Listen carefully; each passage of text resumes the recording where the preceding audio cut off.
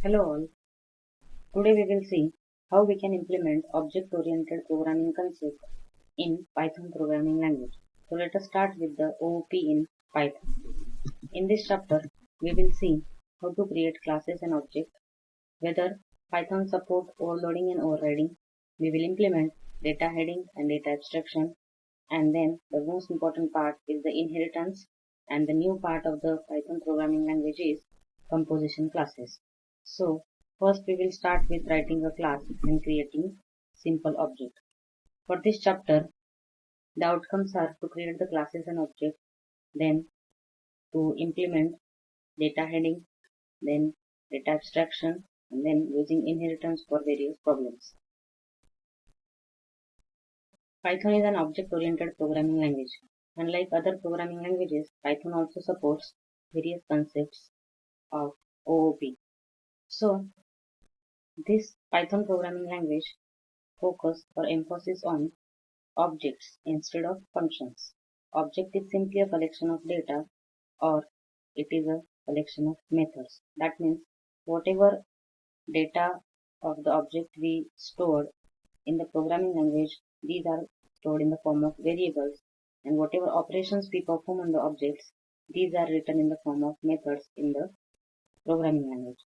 So object is very important concept or part of the OOP language, and class is the blueprint for that object. So class can be defined as the collection of objects, and objects is also called as an instance of the class.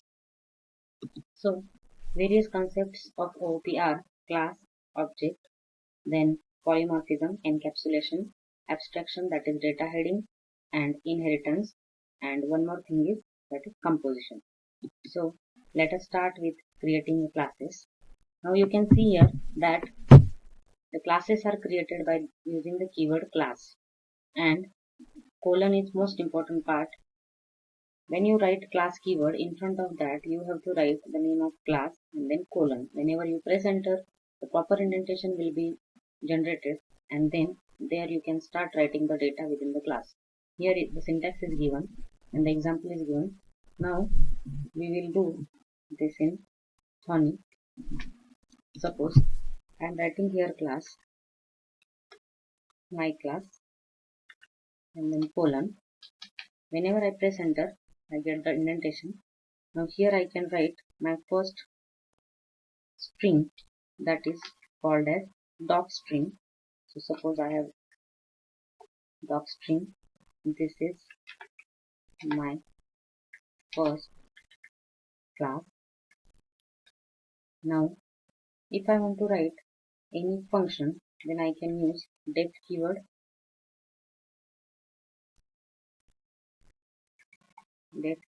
and then name of function, suppose function 1, and here I am passing one parameter that is compulsory in Python programming language, that is self. So here I will use print statement, print, and inside it suppose I write welcome to OP in Python. Now this is how I can create the class. So let us see it once again. You have to use class keyword, in front of that use the name of class, then you have to write in double quote. Now it is optional, but you can write it to write the purpose of creating the class, and then you can start writing various functions or methods in the class, including variables also. Now let us see that what is this doc string and how to access or print this document string, and likewise what are other built-in class attributes are available that we can use and we can access. So the first string is called as doc string and has a brief description about the class, although it is not mandatory but it is recommended, and it should be written in double quote or single quote after the class creation. The class creates a new local namespace where all its attributes are defined. Attributes may be data or functions. There are also special attributes in it that begins with double underscore. For example, double underscore doc double underscore gives us doc string. Similarly, there are other class attributes also. Now that we have to see now. Built-in class attribute gives us information about the class. We can use or access the built-in class attributes using dot operator. So there are total 5 built-in class operators. First is doc, then dict, then name, module and basis. Now we will start with doc and then we'll see remaining class attributes. Now as I have created the class here, if I want to print the doc string, then I can use print in bracket. Now here the class name is mycls, so I will use here mycls dot double underscore doc double underscore, and we will run this program. Before that we have to save this. Suppose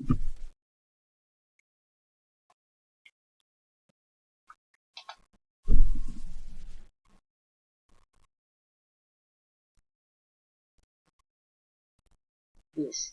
Now you can see here that whenever we use class name dot underscore underscore doc underscore underscore, it will print the document string of the class. Now we will see what is the output of dict attribute. So print again same mycls dot underscore underscore dict underscore underscore, run this.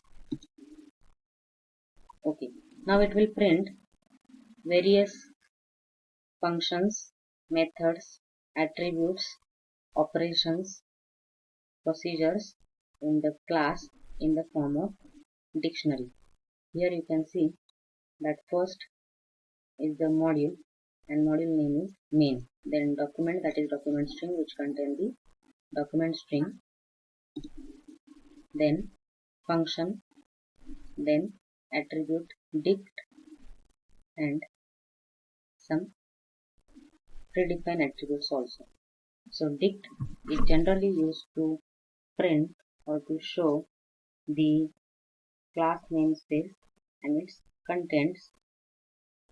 Then we will see what is the use of name attribute. So of course name attribute will give you the name of the class. Name. You can see here mycls is printed. So name is also one built-in class attribute. Then we will see module.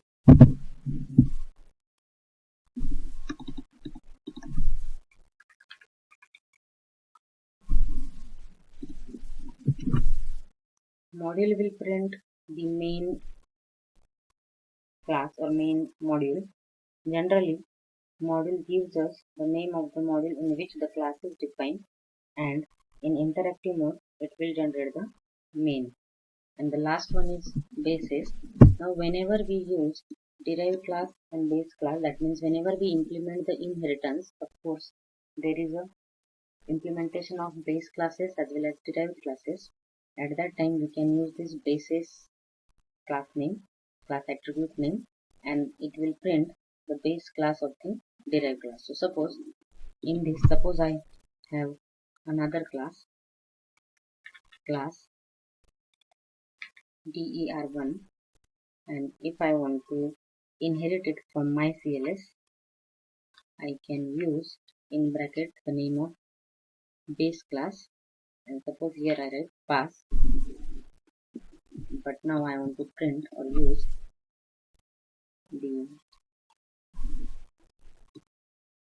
basis built-in attribute. So here I will write der1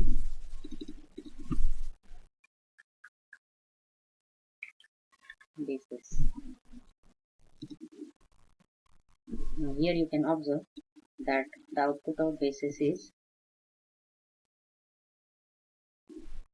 mycls, that is the base class of the der1 class. Now this is all about the built-in class attributes, and that always present in the class itself, and you can access or you can print the values of those all attributes in Python. So let us move further. Now, suppose I want to call another class attributes which are defined in the class by user, then we can also use the name of the class itself instead of creating the object. For example, here attributes are the variable that belongs to the class which are always public and can be accessed using dot operator. For example, suppose here my class is having 1, 2 and 3 attributes. So here I can use, of course, as told before, my class dot underscore underscore dot underscore underscore, it will print your document string, and my class dot a will print the value of a, and my class dot function 1 will print the code written in the function after execution of function 1. So my class dot function will just execute the function and will print or will execute the statement within the function, and the output will be returned to you. We will try this. Now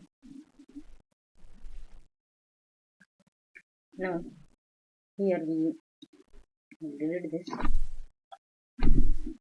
Suppose I have one variable here where is equal to 89, and using class name I want to print the value of variable. So print mycls.var. Let us run.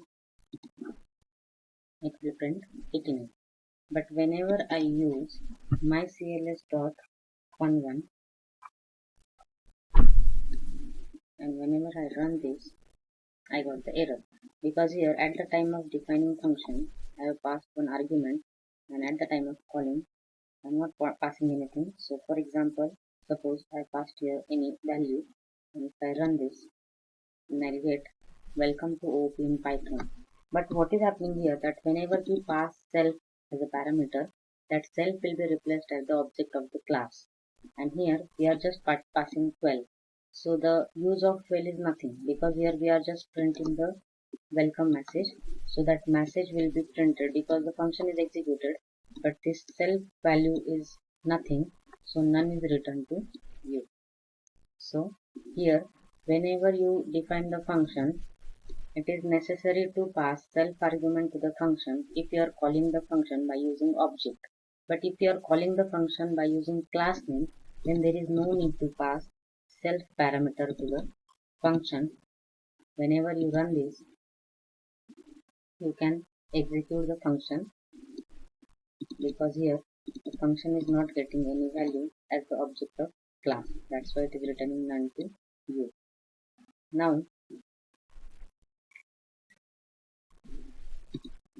the next part is how to create object and how to access various attributes and methods of class. So here you can see, to create the object you just have to write the name of object is equal to name of class. So let us do this. Now here, as I have created my CLS class and we have this variable and function here, suppose I want to create the object, and using object I want to access these things. I will use obj is equal to mycls, but in front of that you have to place parenthesis, and to access these attributes and methods you have to use dot operator. So obj dot var, suppose you have to print this, so you will just write print obj dot var, and to execute the function you will write obj dot 11.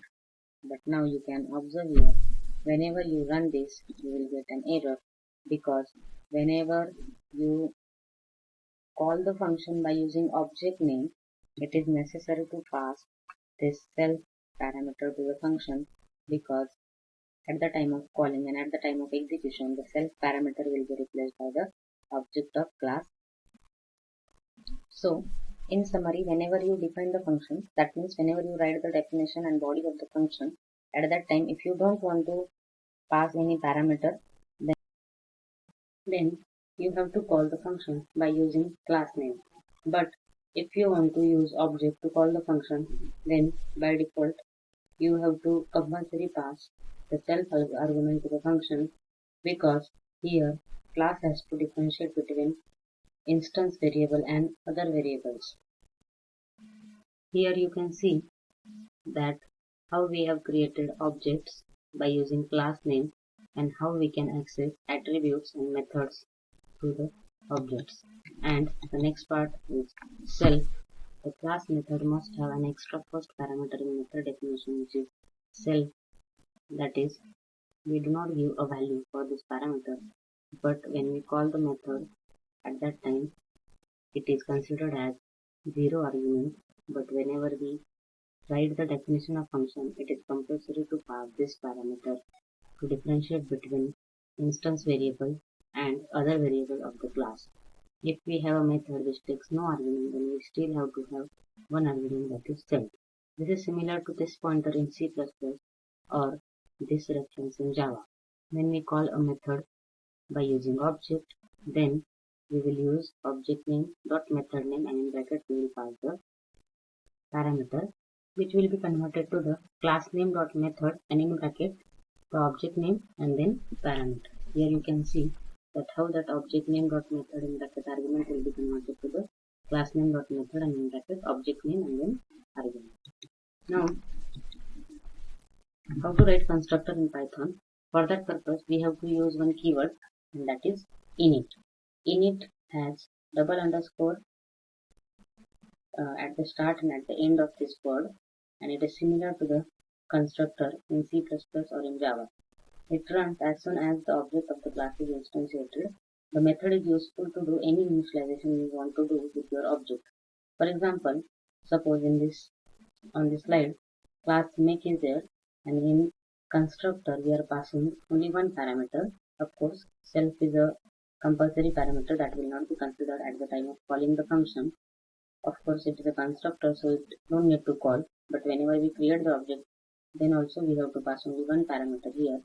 And whenever we have created this m is equal to make, and here we have passed only one parameter, that is for this name. Now let us demonstrate this example in Thony.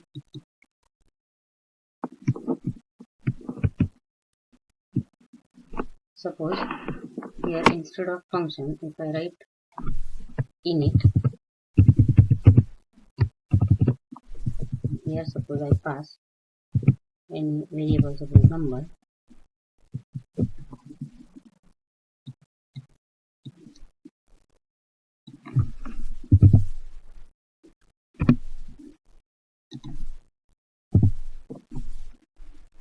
I don't need to write these things, because whenever I will create the object, here I will only pass 12. And suppose I run this,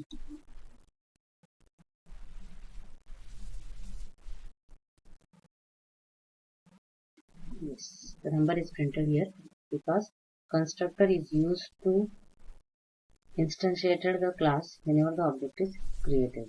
So I don't need to explicitly call the function. That is the meaning of constructor. Now here also we have an example with this init constructor. We have two parameters here. We have just instantiated this object of name is equal to name and object of role equal to role, and in another method we are just printing the values, and here is the output. Now the next part or next concept of this OP is method overloading. Like other language, the Python does not support method overloading. Now we will take one example. Of course, the concept of method overloading is to have same function name but different number of parameters or different names of or data types of parameter. Now suppose here I have one method this, and in that I am just displaying the number here in first definition.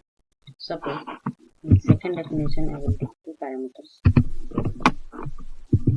For example, number and name, and here I am printing number, name. Whenever I will create an object of this class, and whenever I will call this obj dot base with suppose first parameter, and suppose I run this, of course here it will give me the error that one required positional parameter. So instead of passing only one parameter, I will pass here suppose second, that is name, and whenever I will run this, I will get the output. That means the current defined method is called here instead of first one. This is the concept of overloading in Python. In this example also, whenever we use two parameters, it will not execute this first method, but whenever we use no parameter, it will execute the second method. In this example also, suppose we have two functions same, self is the compulsory parameter, and here we are passing two parameters in both the functions, a and b is equal to b, and is equal to b, print a and a comma b. But this is not a concept of overloading actually, but this is another way to implement the or to write the methods with same name. Now the next concept is very important concept in the OOP, which provides code reusability to the program, because we can use an existing class to create new class instead of creating it from scratch. There is the inheritance. In inheritance, the child class acquires the properties and can access all the data members and function defined in the parent class. The child class can also provide its specific implementation to the function of the parent class. Now, before going to overriding concept or method overriding, we have to first see how inheritance is implemented in the Python. Now, whenever you think about inheritance, of course, there is a need of minimum two classes. One class is base class and another class is derived class. So, of course, the base class will be implemented as we have implemented the class in previous levels or in previous examples. Here also we have base class and derived class, which will be derived from base class. For that purpose, we have to again use the class keyword, then derived class name, and in bracket we will write the name of base class, then colon, and then the data within the derived class. In Python also we can implement multiple inheritance and multi-level inheritance. For that we will see the examples. But here for multiple inheritance, the syntax is given that use class keyword, then derived class name, and in bracket whatever number of multiple base class names you want to write, that you can write separated by comma, then semicolon, then colon, and then the data within the derived class. Here you can see that there are three types of inheritance in Python: single level, multi-level, and multiple. For single level, here is the example. Suppose there is one class animal, and in that speak method is written. The second class, that is derived class, is dog, which is derived from animal class, which is the base class, and in that also another method is written. And here we have created the instance of dog class, that is derived class, and we have called the method of derived class also and this base class also. Let us take the example. Now suppose here my CLS is the base class, and here I have suppose this method. Now suppose I am writing another derived class, suppose gr1, and in bracket of course I will use base class name.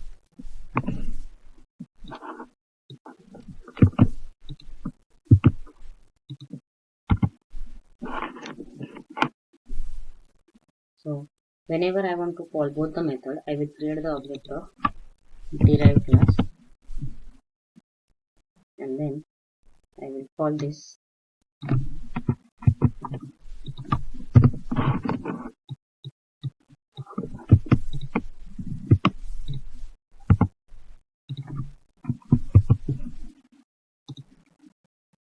okay. So by using this we have called for 23, and this one 25. So here by using derived class object, we can call both the methods. This is called as a single inheritance because here there is only one base class and one derived. So now let us move to the method overriding. Method overriding means we can write the same method name in parent class also and in derived class also. That means one reason for overriding is because you may want special or different functionality in your subclass that is already written in the parent class, but for specific derived class you need another functionality or another implementation. Child classes override the attributes and behavior from the parent class. See the example here.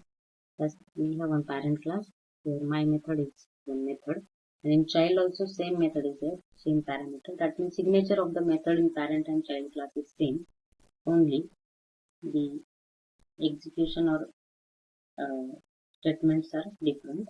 But whenever we want to call specific method, then we can create the object of specific class and then we will call the method.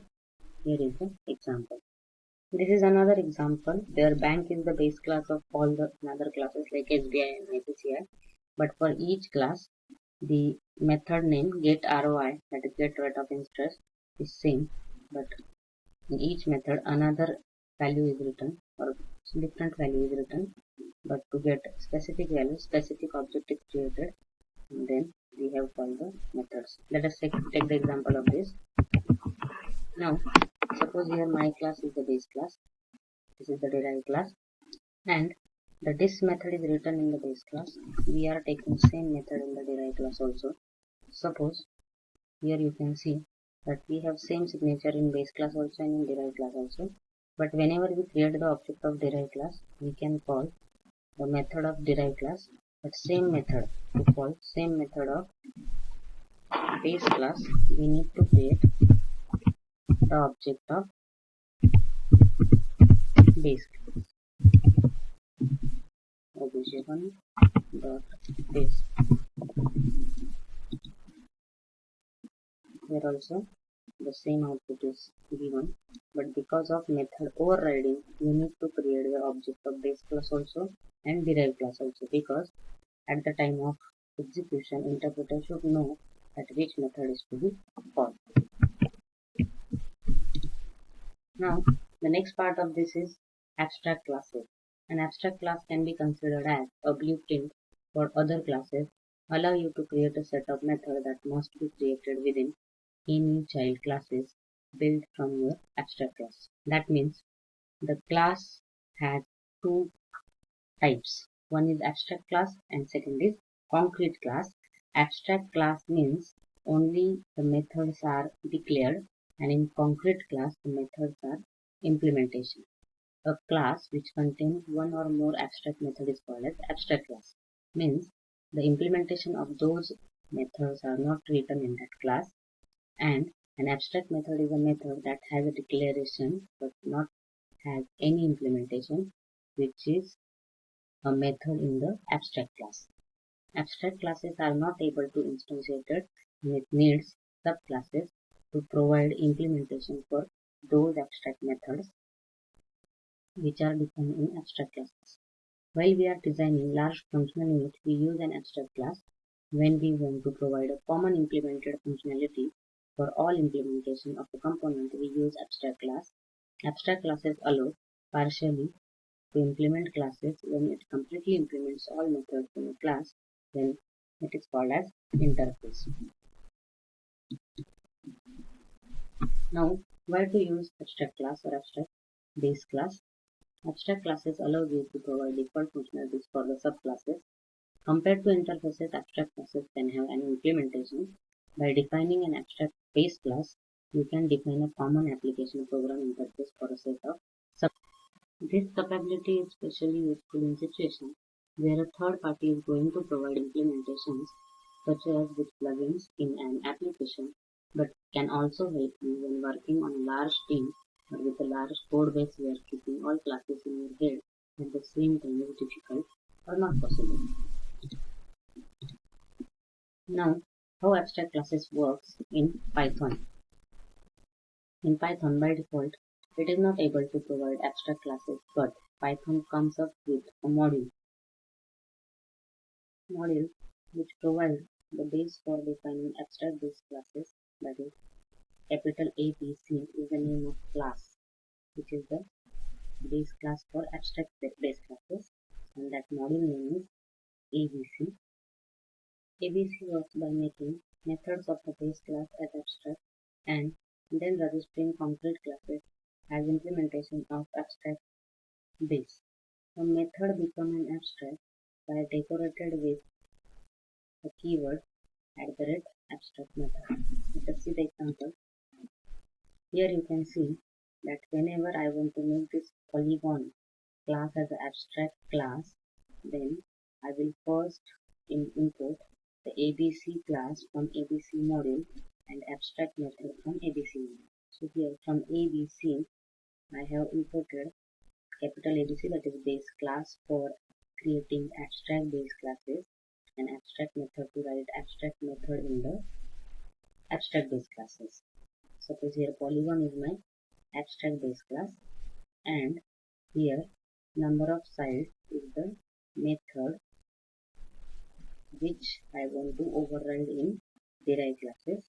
So triangle, pentagon and hexagon are the derived classes which are derived from polygon class, and in each derived class the same method is written.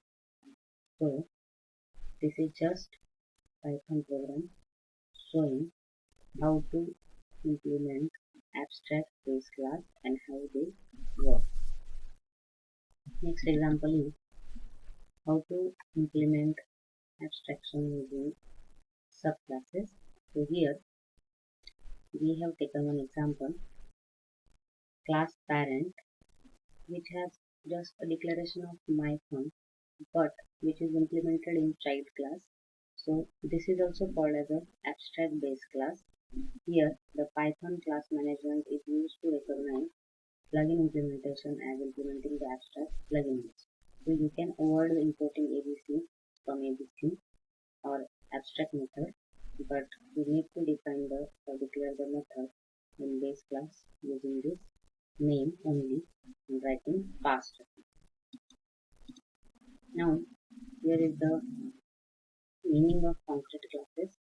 Concrete classes contain only concrete, that is normal method, which body is written inside the class. An abstract class contains both concrete method also and abstract method also. Where concrete method has its definition and abstract method does not have any definition. Its declaration is only there in abstract class and definition is in concrete class. Where concrete class provide an implementation of abstract method, the abstract base class can also provide an implementation by invoking the methods via super keyword. Let us see the example. Now here, suppose I have this R class. I am using here ABC module to implement the abstract base classes. RK method is there, which has definition also. This K is derived from R, and in that also RK method is there.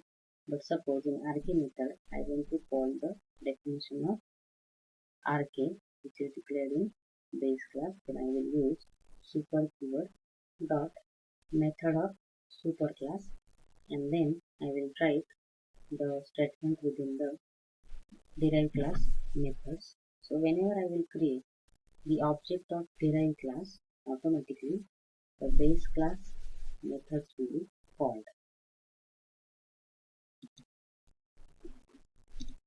Now the another or next method is to use this decoration @abstract method.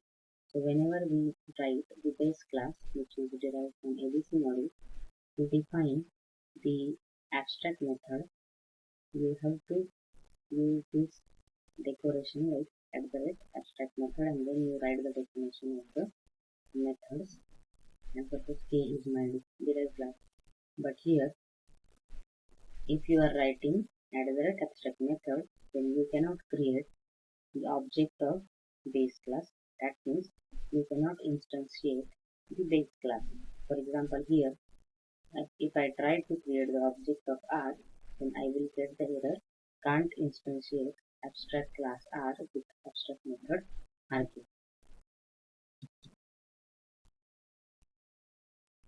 Similarly, we can use @class method, @static method to define class method and static method in any class. Here is the example. In previous part, we have seen that how the data abstraction or data heading is implemented in the Python programming language. So, in Python programming language, the data abstraction or heading is implemented by means of writing abstract classes which are imported or which are derived from ABC module, or writing abstract methods. So this is all about the data abstraction in Python.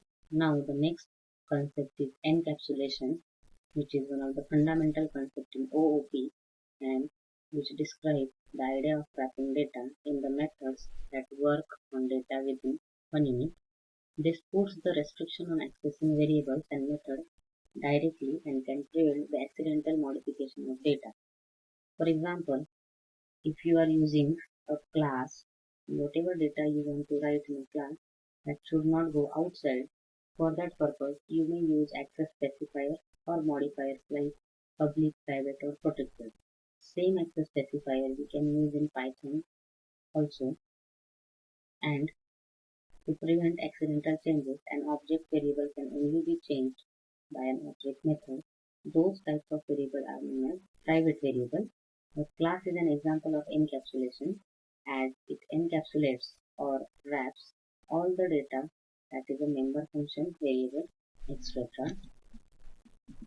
In Python, the protected members are written by using single underscore before writing the name of that variable or method, that is, by prefixing the name of the member by single underscore, that member indicates the protected member, and to indicate the private member we use double underscore. Now you all know the meaning of protected and private members. These are same as that of in C, C++ or Java. The important aspect of the Python is composition. The composition is one of the class which is composed of one or more instance of other class. In other words, one class is a container and another class is a content, and if you delete the container object, then all its content objects are also deleted. Let us first see the example and then we will implement this. For example, here we have a salary class in which one constructor is there, where one parameter is passed, self.pay is equal to pay, and then second method is there, get total, where it is returning the pay into, well, that is annual income. In class employee, we have again one constructor with two parameters, self.pay is equal to pay and self.bonus is equal to bonus. Here we are using the object of salary, that is self.obj underscore salary is equal to salary. Now here we are using the class name and here we are passing the pay to the constructor of salary class. So whenever we are calculating total salary, then we are using another method and in that we are returning total by using this object of salary. So here self.obj underscore salary dot get total plus self.bonus. So whenever we will create the object of employee and whenever we will pass these two values, automatically this self.pay, that means first parameter will be passed to the self.object underscore salary.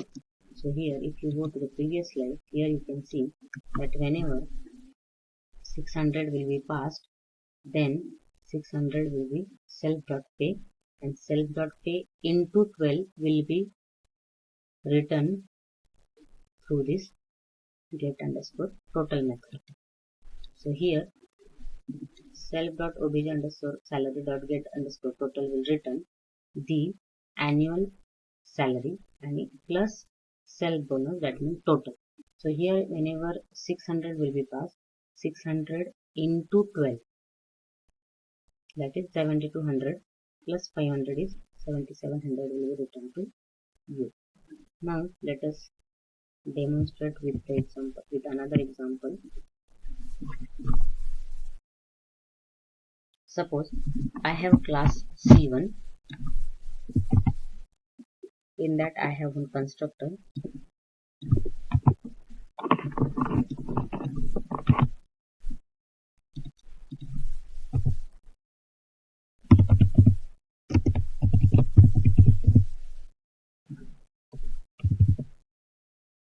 I am passing here one parameter, that is self name. Self dot name is equal to name. I am writing another function, definition f1, passing one parameter, that is self. Means at the time of calling I don't need to pass any parameter, and for this I am just printing this hi message.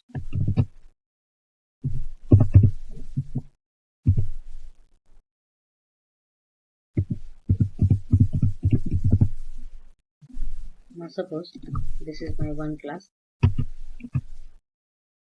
This is my first container class. In class 2,